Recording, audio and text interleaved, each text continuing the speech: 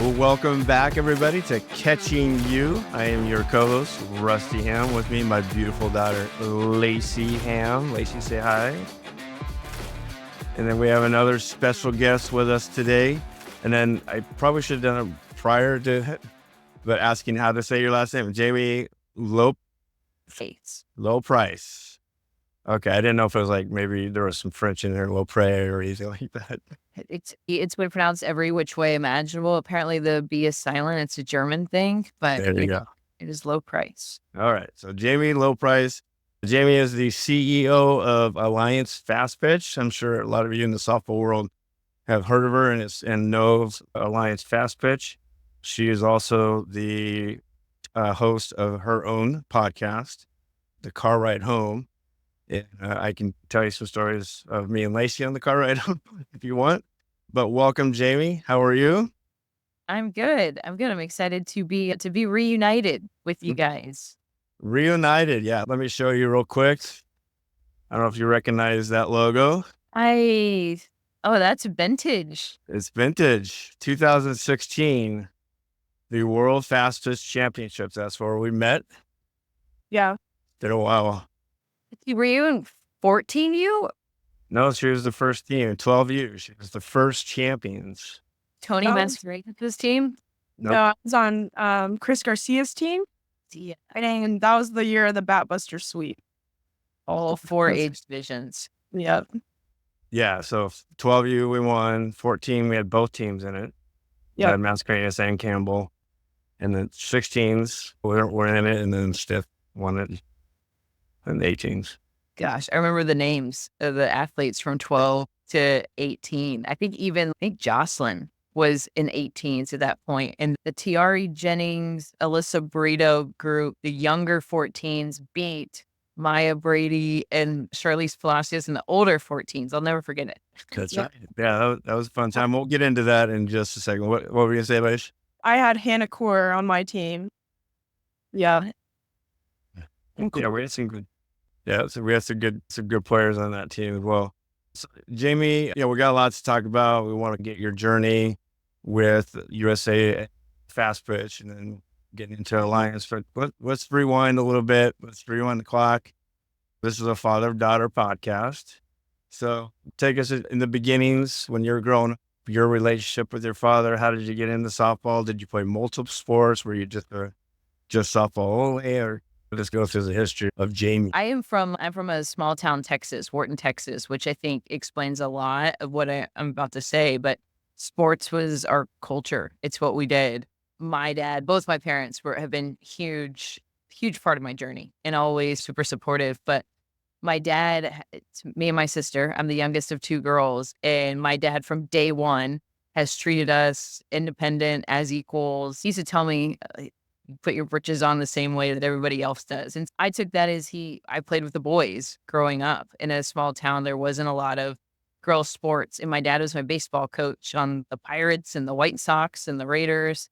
And I made one switch to softball when I was like 8. They needed some more girls to play. So my mom coached softball, my dad coached baseball. I'd played both. Then I was like, no way, I'm not playing softball. I'm going back to baseball. And finally in high school, I started playing. I decided it wasn't cool to play baseball with the boys anymore. So I've switched full time to softball. And my dad taught himself to pitch underhand so that he could throw me BP. And that always sticks out with me. And he fell in love, I think, more than I did with the game of fast pitch softball. Wow, that's awesome. Do you have any, because there's a story, Lacie came in the kitchen, could have been right around 11, 12 years old, ball in her head. I was like, why are you acting this way, Dad? Because it was after a bullpen session. I was pissed off the way she pitched.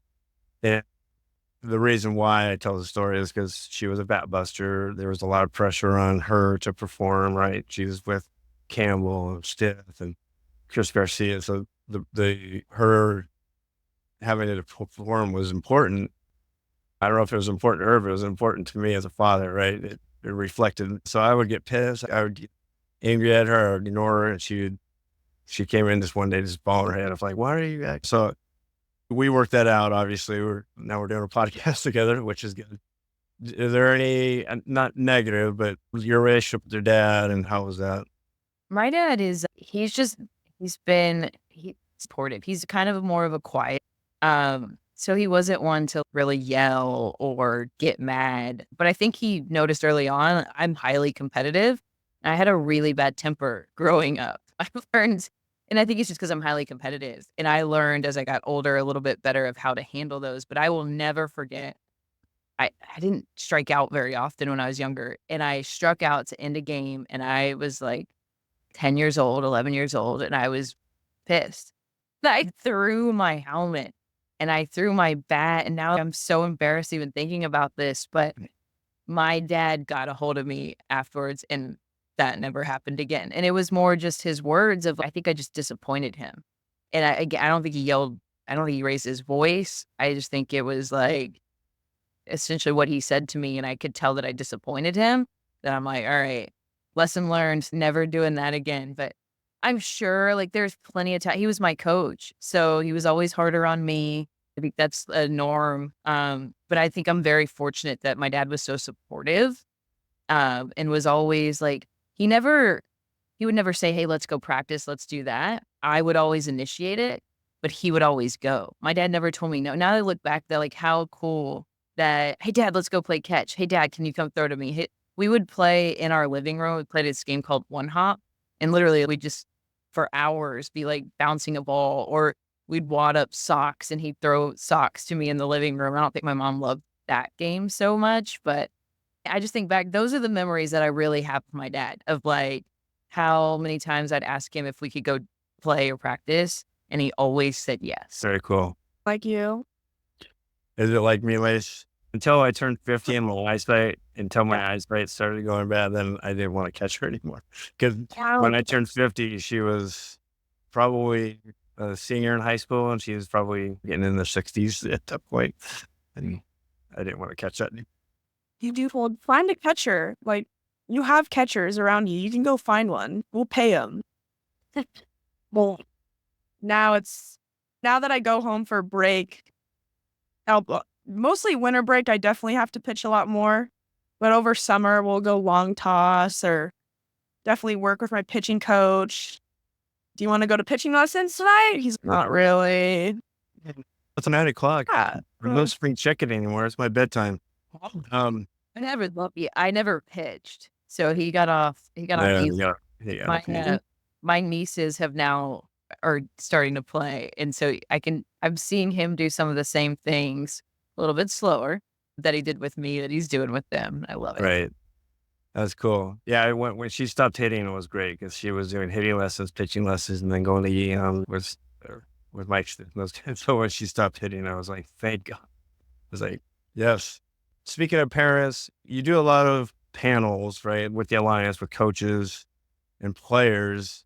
I'm curious, do you do anything with parents? Do you have any parent panels where like the appropriate way to act? Because as you've watched many games on the outside, and there's crazy parents out there that just don't get it. Do you have any parent panels where it's, hey, especially when it's like recruiting time and this is how you should be acting during that recruiting time?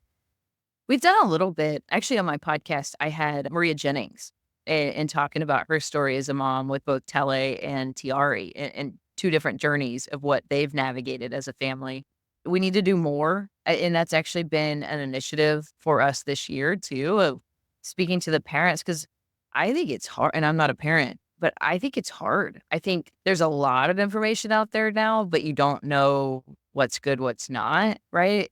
And I think they're probably hearing from all over the place. So I do not envy the role of parents. I think it's really hard. I think for the most part, they just really care. But yeah, then you see the good and the bad. I was fortunate and had a really good experience with my parents. I've been on teams with that parent at what's in the stands, but I think it's really important with the Alliance that we do a better job of helping the parents throughout the journey, because they play such a big role in our youth athletes journey. Yeah, like I said it before, that they identify if their kid does well, then they identify with that sometimes. So if their kid's not doing well, or if they feel like they're being slighted, then they get irritated. I don't know if there's any way we can have some sort of just, hey, this is how you need to act, so to speak. Some parents may not like that. They just, I want to act the way I want to act. So anyway, let's get into the USA Elite World Championships. How did that, and then Lace, we can bring it to you because you experienced it. That was one of your best experiences in your softball career, which was that tournament. How did that come about? What was the thought process when you first started it? I have a couple of comments on it, but what led up to that? I know it wasn't overnight. It was probably a longer process than we think it was. Yeah, to bring it full circle, when I played professionally in the National Pro Fast Pitch, and that's when I was first introduced. I did not play for the USSSA Pride. I played against them, but that's when I was first introduced to Don DiDonatis and USSSA. And as a player, you don't comprehend the events and tournaments and things that you're playing at. Back when I played, it was only ASA Gold, so I didn't really know what USSSA was. But that introduction to it, I always kept a relationship with the people, specifically with Don and some of the others inside of USSSA, because I knew that they were passionate about softball and were investing resources into professional and youth softball.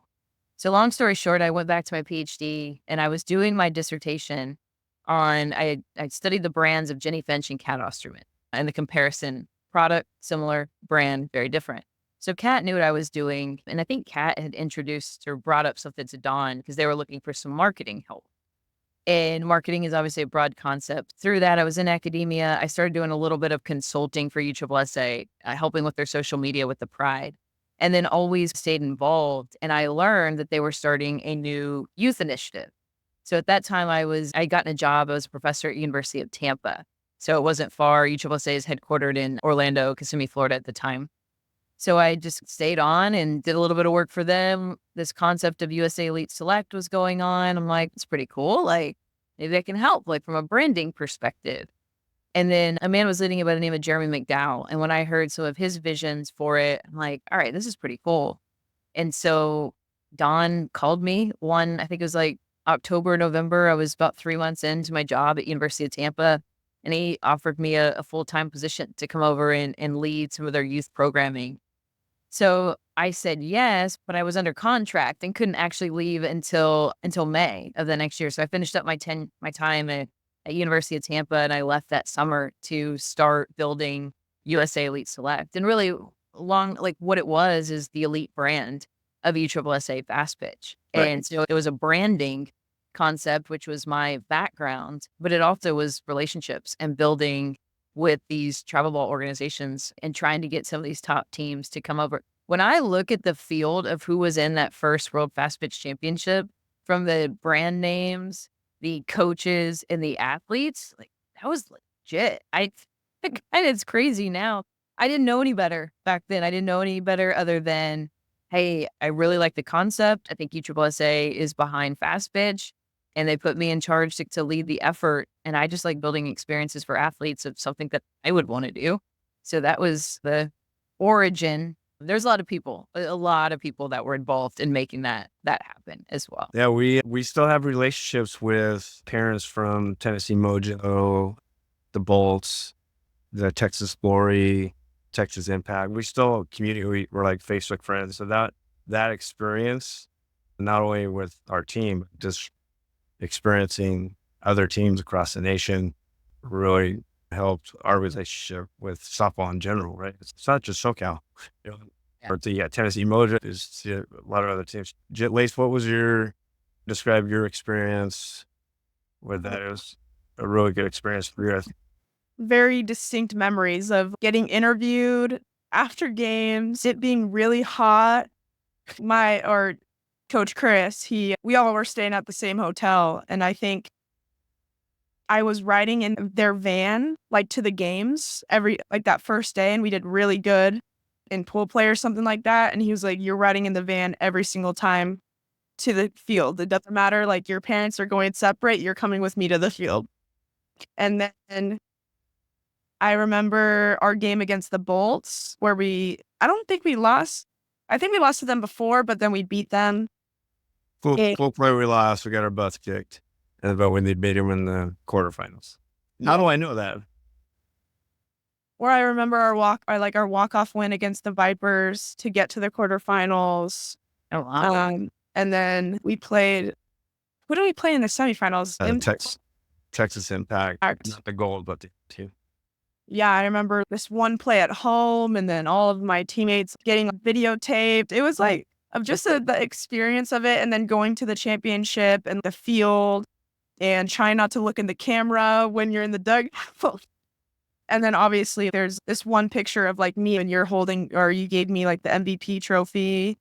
I feel like I have that picture somewhere. It's probably printed out, but I think that's where like we first met, I think. We'll And bring then- it up and post it.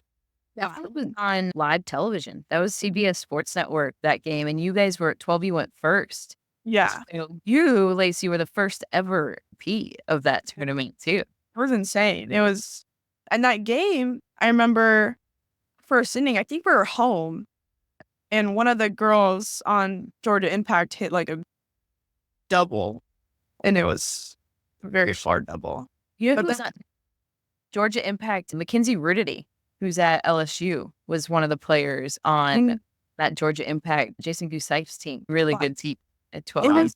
It was one of the sisters. I think There was twins, and I think it was the catcher. She hit a double down the line. Anyway, we could talk about that game all day. We can have a nest. But what I liked about it, Jami, and it coincides with what you're doing with Alliance, which is players first, right? And we saw that because obviously you're competing with PGF, right? You were, I think, 2 weeks prior to PGF, and I don't know if that was planned. It was like, we're trying to take the championship, not away, but competition's good, right? Especially that's America, right? You have competitive people all the time. But what put you aside or set you aside from everybody else is the kids first. You're doing interview.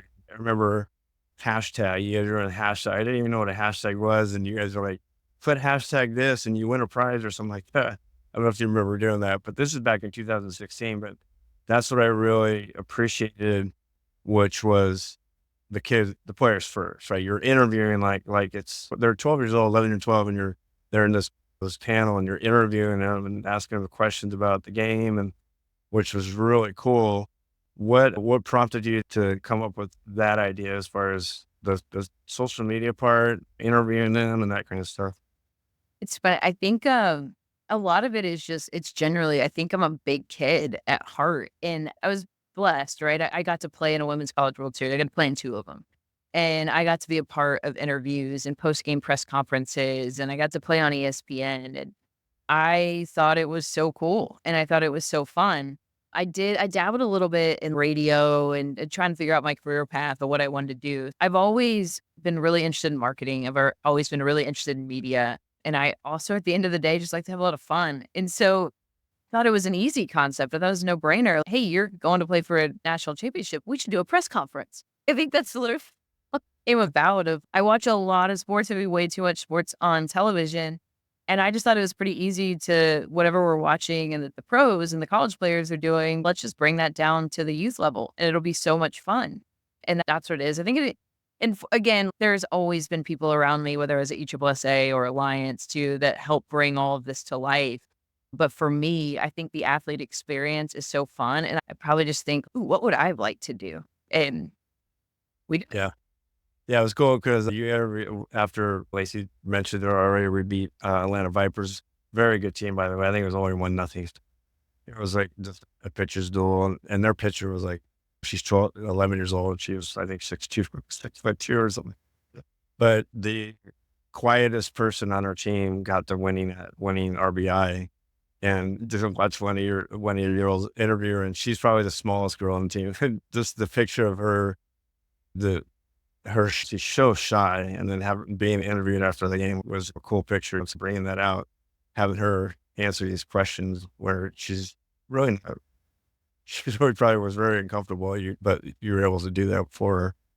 I think part of that too, of realizing, especially nowadays, of what these college athletes are going through, right? Lacie, I'm sure you're doing media days and you're having post-game interviews. It's the fun experience part, but it's also the preparedness part too. How can we help our athletes be prepared for the next level?